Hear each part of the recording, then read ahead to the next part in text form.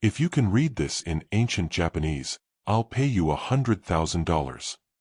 Laughed the millionaire, surrounded by executives who echoed his laughter like a pack of hyenas. In the corner of the room, still holding her cleaning cloth, Christina Alvarez, the red-haired cleaner everyone ignored, stayed silent. No one knew, not even him, that behind that simple uniform was a woman whose story defied the impossible. She had already tasted humiliation, felt the weight of contempt, and lived the silence of those the world refuses to see. But that day, something inside her woke up. What began as a cruel joke was about to become a lesson that would change everyone's fate. Subscribe now to Fire Story and discover what happens when a humble woman turns shame into triumph. In the cold heart of Boston, among skyscrapers that mirrored the gray sky, stood a building that breathed luxury and selective silence, Brighton Technologies. There, where footsteps echoed on marble floors and voices always sounded certain, worked Christina Alvarez, a red-haired cleaner with Latin features, almost invisible to the hurried eyes of the millionaires who crossed her path. Every day, at 5:45 a.m., she walked through the revolving doors in her green uniform and steady gaze. The world seemed not to see her, but she saw everything. And maybe, without knowing, she carried the kind of secret money would one day pay dearly to discover. Christina always carried a worn, yellow-covered book that she read during breaks between cleanings. Some said it was a cheap romance novel.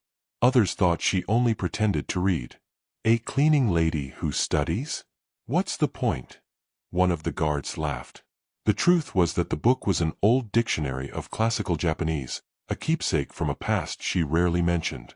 But every word she read was like an invisible thread connecting her to the woman she once was, before the humiliation, before the escape, before life brought her to her knees.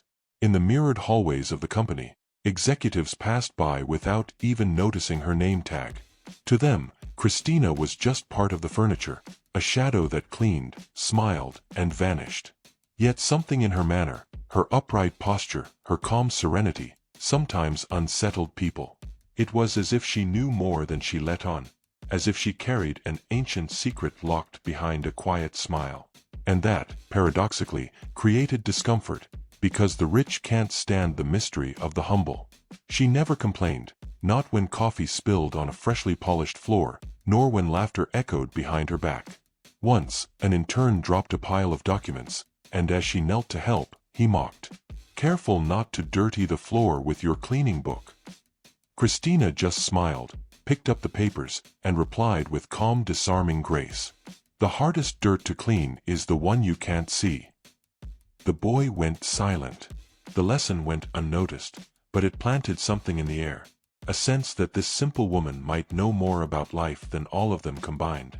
On winter mornings, while luxury cars pulled up with heaters on, Christina walked through melting snow, her face flushed red by the cold. She had the habit of observing people without haste, as if translating every gesture. She was good at it. In silence, she studied expressions, pauses, tones of voice.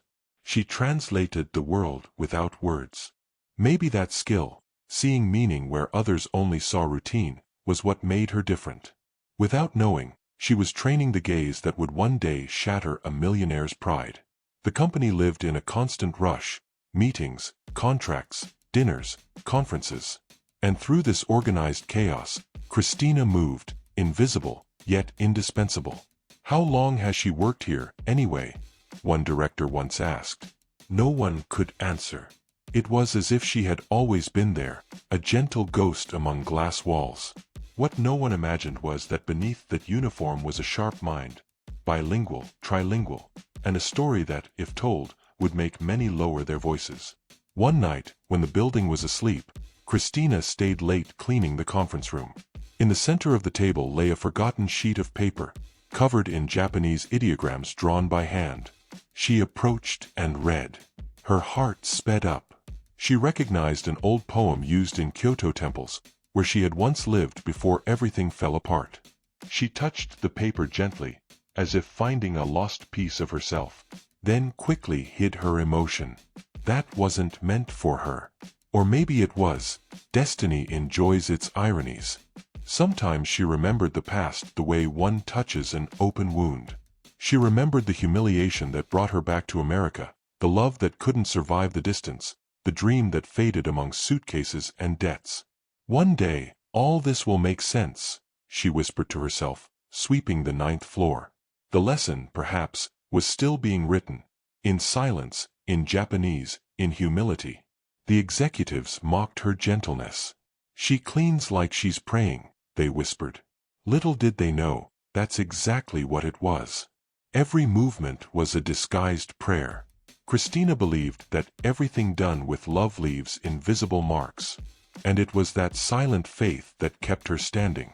The world may laugh at simplicity, but it never destroys it. There's great strength in those who've lost everything and still choose to begin again. That gray Monday morning, as she wiped the floor in the main room, Christina heard laughter coming from the shareholders' meeting. A deep, confident voice stood out, firm, arrogant, used to commanding. It was Mark Dalton, the owner of Brighton. The millionaire was back from Asia and eager to impress. Christina, without realizing, was about to step into the story that would change her life. A story where humiliation would become a stage, and a secret, redemption. When the boss's laughter echoed down the hallway, something inside her, an old instinct, awakened. A feeling that today, destiny would stop sweeping the floor and start writing a new lesson. The sound of laughter from the conference room cut through the walls like sharp blades. Christina was cleaning the corridor when the door swung open and a deep, proud voice echoed. "Gentlemen, get ready to see something none of you have ever seen before." It was Mark Dalton, the Japanese-American tycoon behind a tech empire, and an ego that seemed to compete with his own skyscrapers. He wore a graphite gray suit, a gold watch, and the look of a man who believed wealth gave him permission to toy with other people's dignity. Christina, unaware, was about to witness a moment that would forever change how she saw power. Mark walked to the center of the room with deliberate steps and opened a dark leather tube. Inside was a yellowed parchment covered in ideograms. "This, my friends," he declared proudly, "is an original artifact from the 16th century, brought straight from Kyoto." The audience watched him with blind admiration, as if he were some kind of demigod. Christina paused for a moment, damp cloth in hand, observing from afar. The air smelled of coffee, expensive perfume, and vanity. That room felt unreachable, and yet, on that day, it was about to be shaken by an unexpected lesson. "Let's make this interesting," Dalton said, laughing. "Whoever can read this in ancient Japanese wins $100,000. His tone wasn't one of challenge, it was mockery. It was a bet dressed as humiliation, the kind of game powerful men create to remind others that knowledge, like money, belongs only to them. The executives burst into laughter, some glancing at each other, others pretending to understand the symbols on the paper. "No one here knows this, right?" the millionaire insisted, waving the parchment like a trophy. The room erupted in laughter. One of the managers joked, "Not even Google could translate that, boss." Mark laughed loudly, pleased with himself. In the corner, Christina felt her face grow hot. That sound, mocking laughter, brought back old memories. Teachers doubting her, classmates laughing at her accent, the visa expiring, doors closing one by one. Humiliation has a smell of its own, and she recognized it instantly. She squeezed the rag in her hands, heart pounding. For some reason, she couldn't look away from that parchment. Dalton noticed the faint movement in the corner of the room. He saw the cleaner standing still, eyes fixed on the paper as if she saw something more. "What is it, miss?" he teased, wearing a crooked smile. "Wanna give it a try? I'll give you a discount, $100 if you can read a single line." The laughter came back, sharper this time. Christina lowered her gaze, but the silence that followed was heavier than any words. Sometimes, saying nothing is the first act of resistance. One of the directors, maybe out of guilt, tried to smooth things over. "Let it go, Mark. She doesn't even speak Japanese, she's probably Mexican." Christina looked up. There was something new in her eyes, not anger, but strength. "I'm American," she said calmly, "and you're mistaken. That's not modern Japanese, it's archaic." The room froze. For a second, even time seemed to hold its breath. Mark stopped laughing, though the ghost of a smile lingered, unsure whether it was sarcasm or disbelief. "How would you even know that?" he asked, crossing his arms. Christina took a deep breath. "Because I've read that kind of writing before." Her words dropped like a stone into still water. The air changed. Suddenly, the same executives who had just been laughing were now watching her, curious. There was something about this woman that defied the logic of that room. A secret money could never buy. Dalton tried to regain control. "All right then," he said with a forced laugh. "If you think you know, come on up here." The invitation sounded more like a command. Christina hesitated for just a moment, then set the bucket down. Each step she took toward the table echoed with a new kind of weight, the weight of courage. For a brief instant, the whole world fit in the sound of her footsteps. A few executives looked away, already embarrassed for what they thought would be another humiliation. Dalton handed her the parchment with a smirk, sure the scene would end in laughter. But something about Christina unsettled him, the way she held the parchment, not as a prop, but as something sacred. "May I?" she asked, her voice calm, deliberate, the tone of someone who knows exactly what she's doing. Mark nodded, trying to mask his discomfort. He didn't yet realize that this simple gesture was about to crack open his pride and expose a truth that would burn inside him for a long time. Christina traced her fingers slowly across the ideograms. The room fell silent. Then, in a low but steady voice, she began to read. The first words flowed softly, melodically, flawless, as if time itself had rewound. Dalton's face went pale. Every eye turned toward her. The cleaner no one had ever noticed was now performing the impossible, turning humiliation into respect. With each syllable she spoke, the millionaire seemed smaller, and her secret, greater. Her voice was gentle yet firm, as if it came from another century. The ancient Japanese words danced through the air, filled with poetry and reverence. "Kokoro no hikari wa yami no naka nimo," she murmured, then translated softly. "Even in darkness, the light of the heart still shines." The silence was absolute. The faint hum of the air conditioner and the clink of a forgotten coffee cup only made the moment more fragile. No one dared breathe too deeply. The millionaire, once full of laughter, now stared at the cleaner with wide eyes. Mark Dalton, a man used to controlling every gaze and every word, felt something inside him falter. He tried to maintain his composure, but pride had nowhere left to stand. Christina continued reading naturally, deciphering the text symbol by symbol. "This is about loyalty and repentance," she explained gently. It was common in Buddhist temples in Kyoto. The room was spellbound. Some looked at Dalton, waiting for his reaction.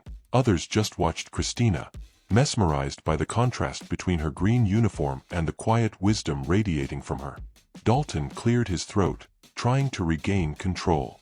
"Interesting, where did you learn that?" he asked, his voice slightly trembling. Christina lifted her eyes, still calm. "In Kyoto. I lived there for 6 years. I studied linguistics, specialized in Eastern languages." A wave of surprise rippled through the room. "But, what are you doing here, then?" one executive asked. Christina smiled, that serene smile only those who've lost without breaking can manage.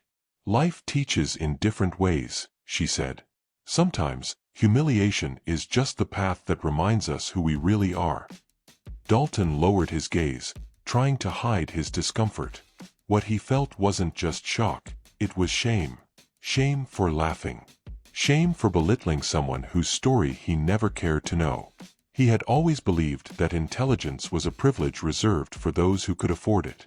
But there, right in front of him, stood a humble woman with a secret worth more than any diploma framed on marble walls. "You translated it perfectly," he admitted, unable to keep up the smile. Christina gently handed the parchment back. "Wisdom isn't about being able to read," she said softly. "It's about understanding what you read." Dalton didn't reply. The words struck like a mirror shattering inside him. The room was utterly silent. The faint sound of her cloth dropping into the bucket broke the stillness. Symbolic, like the ground beneath his authority no longer belonging to him. One of the directors, visibly moved, finally spoke. "That was incredible." Christina simply nodded and walked out slowly, without saying goodbye.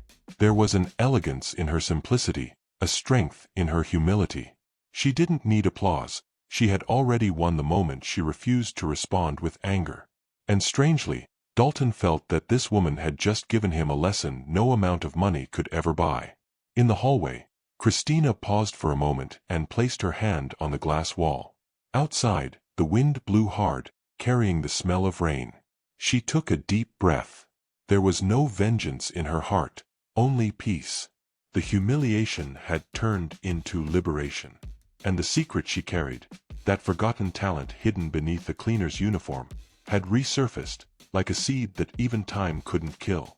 Dalton remained seated, speechless. The laughter from minutes earlier now felt distant, almost childish. His mind spun. Who is this woman? Why didn't anyone know? How did we let someone like her go unnoticed? For the first time in a long while, the millionaire felt small inside his own empire. And perhaps, at that moment, he began to understand that true power doesn't come from wealth, but from the humility to see when pride has turned into blindness. In the elevator, Christina looked at her reflection. For a moment, she saw the woman she used to be. The eager student, the curious translator, the dreamer who believed in second chances. She smiled faintly. "Nothing happens by accident," she whispered, just before the doors closed. Upstairs, the millionaire stared at the parchment, now dull, stripped of meaning, trying to understand what had really just happened. And it was in that very moment, as the rain began to fall over Boston, that fate quietly wrote the next chapter of this story. Christina thought it would all end there, but the millionaire's silence hid something deeper. He couldn't explain it, but that humiliation had sparked something inside him, a strange mix of regret and curiosity. Something that would soon lead him to look for her again, searching not just for answers, but perhaps for forgiveness. The next morning, Boston woke under a heavy, symbolic fog. Mark Dalton arrived earlier than usual, something he almost never did.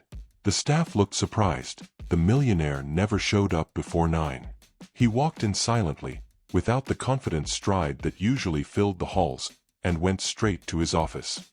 On the way, he passed Christina, who was arranging flowers in the lobby. She greeted him with a gentle smile, carrying no resentment in her eyes. Dalton hesitated, gave her a shy nod, and for the first time, looked away. The humiliation from the day before still throbbed in him like a moral wound. Behind closed doors, he stared at the parchment on his desk. The paper seemed heavier now. That simple translation had shaken his foundation. He remembered the laughter, his own, the others, and the collective silence that followed when a joke turned into a lesson. "How did I not see it?" he whispered, running a hand down his face. "How could someone like her be here all this time, unseen?" The question echoed, and silence was the only answer. Perhaps because, without realizing, he'd built that wall himself, between the suit and the uniform. At 10 o'clock, he asked for her to be called in. Christina entered with quiet steps, her uniform still damp from work. Dalton tried to smile, but guilt froze him. "Please, have a seat." She sat with her usual calm posture, attentive, serene. "About yesterday," he began awkwardly. "I was an idiot." The honesty surprised even him. Christina kept her gaze steady, not judging, not belittling. "We all make mistakes, Mr. Dalton," she said softly. "We just shouldn't repeat them." Her voice was calm, but her words carried wisdom wrapped in tenderness. "You studied in Kyoto, right?" he asked, trying to change the subject, though deep down, he was seeking redemption. "Yes," she replied. "I had a scholarship. I translated rare manuscripts for a while. Then, life changed." Dalton leaned forward. "Changed how?" Christina took a deep breath. "My father got sick. I had to come back. The money ran out. I worked wherever I could." The silence between them was thick. Two opposite worlds were facing each other with no masks. Power and sacrifice, luxury and struggle. And ironically, it was the cleaner who seemed richer in that moment. Dalton walked to the window. "You know, Christina, I grew up hearing that humility was for people who gave up on greatness. But now I think it's the other way around." She smiled gently. Humility isn't giving up on greatness, it's knowing its true size. He turned toward her, visibly moved. Inside him, pride began to crumble, replaced by a new feeling, admiration. The humiliation had stopped being shame, it had become growth. Throughout the day, the story spread through the company like fire on dry paper. Everyone talked about the polyglot cleaning lady, who silenced the owner. Some laughed, others admired. But no one could forget the image of a millionaire being taught by someone he'd never even looked in the eye. Without meaning to, Christina had become a silent symbol, a living reminder that the smallest people often carry the greatest secrets. That night, Dalton stayed alone in his office, staring at the city lights. He wondered how many Christinas passed unnoticed every day. How many talents do we waste out of pure prejudice, he thought. The memory of her reading the parchment haunted him, not like a ghost, but like a lighthouse. He realized there was more truth in that simple woman than in all the speeches he'd ever heard at Harvard. And that realization humbled him, a beautiful kind of humiliation, the kind that doesn't destroy, but heals. In the days that followed, he began watching her quietly. He noticed she always arrived before everyone else, never left a task unfinished, and greeted even those who ignored her. It was as if, with every gesture, she reminded the world that dignity doesn't depend on applause. And the more he saw her, the more he felt the emptiness of his own life. Money, travel, fame, all seemed small next to the quiet strength of that woman who turned the floor she cleaned into an altar. One afternoon, he saw her leaving the building with the same old book under her arm. "Still reading ancient Japanese?" he asked, this time with warmth. Christina laughed softly, not turning around. "I still believe everything can be translated, even pain." Dalton stood frozen, letting the echo of her words settle. It amazed him how that woman could say so much with so little. In that instant, he understood. Maybe God uses humiliation as a language to teach the lessons that success never could. The following Monday, an idea began to form in his mind, a mix of regret and restoration. Dalton realized that apologies weren't enough, he had to act. The company needed her insight, the wisdom hidden beneath that uniform. And he, the millionaire used to commanding, needed to learn how to listen. Fate, as always, was preparing the next chapter. And Christina, unaware, was about to receive a visit that would once again change her life. That rainy morning, the sound of raindrops against the glass blended with the soft hum of the elevator rising. Christina was already in the lobby, ready for another ordinary day, when she saw Dalton's reflection in the glass. He held an envelope in his hands and a different expression, less proud, more human. "Christina," he said, his tone no longer commanding but asking for permission. "May I speak with you for a moment?" She nodded, uncertain. Dalton took a deep breath, held out the envelope, and said, "It's your new position at the company." She frowned slightly. "New position?" Dalton smiled, this time, a genuine smile. "You'll lead the International Research Division. I want you to translate and manage projects connecting Brighton with universities abroad. And I want you to teach our team to respect knowledge, not appearance." Christina froze, trying to process his words. "Mr. Dalton, I don't know what to say." He shook his head. "You don't have to say anything. You've already taught me more than any consultant I've ever hired." And there, between the sound of rain and the soft glow of the lobby lights, humiliation turned into gratitude. In the months that followed, Christina became the intellectual heart of Brighton Technologies. The green uniform was replaced by modest suits, the cleaning rag by reports, meetings, and travel. But in essence, she remained the same, greeting everyone, from intern to CEO, with the same calm warmth. Her co-workers, once indifferent, now sought her advice. Some said she had a gift, others believed it was something spiritual. Christina would just smile and say, "The lesson comes when we stop running from it." Dalton often watched from afar. There was pride in his eyes, but also humility. He had learned that being a millionaire wasn't about accumulating wealth, but about recognizing value where others don't. Sometimes, he'd stand at the door of Christina's new office, watching her work with the same dedication as before, only now she'd traded the rag for paper. "You used to clean floors," he said once, smiling. "Now you clean consciences." She laughed softly. "I just translate, sir, words, people, and pain." The company thrived. Partnerships with Japanese and Korean universities began to bloom, and Dalton made a point of mentioning Christina at every event. "Knowledge doesn't wear a uniform," he would tell the audience. In the main hall, he had a golden plaque installed that read, "Wisdom doesn't wear a uniform. Value doesn't need a title." Everyone who passed by stopped for a moment. Some read it with admiration, others with quiet regret. The phrase became Brighton's motto, and the secret behind it was known only to those who had witnessed the lesson that gave it birth. One evening, after an international conference, Dalton and Christina stood alone on the balcony of the building. The lights of Boston stretched across the horizon like distant stars. "You know," he said, "sometimes I think about how it all started. A stupid challenge, a public humiliation. And now, here we are." Christina smiled. "God writes straight even on the crooked lines of the arrogant." Dalton chuckled, half embarrassed. "And to think I believed I knew everything." She looked out at the skyline. "No one knows everything, Mr. Dalton. But some people learn in time." Her story began to inspire others in the company. A cafeteria worker decided to go back to school. A security guard started practicing English. A secretary enrolled in a philosophy course.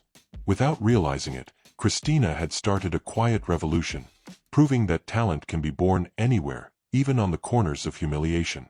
The millionaire watched it all with a renewed spirit. Sometimes, he caught himself wondering, how many more Christinas are out there in the world? A year later, Brighton won the award for Most Inclusive Company in the state. Christina walked up to the stage to receive the honor. Dalton, sitting in the audience, stood and applauded her. When she took the microphone, she said something that brought the whole auditorium to silence. "What the world calls luck, God calls purpose.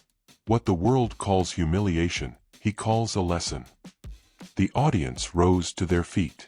Her words, simple, honest, and profound, moved every heart in the room. Dalton wiped his eyes. He was no longer the same man. That same night, back at home, Christina placed her old Japanese dictionary on the table. She ran her hand across the worn cover and whispered, "Thank you." She didn't know if she was speaking to God, to destiny, or to time itself, maybe to all three. That book had become a symbol of her journey. The fall, the silence, the redemption. And when she looked at her reflection in the window, she saw a whole woman.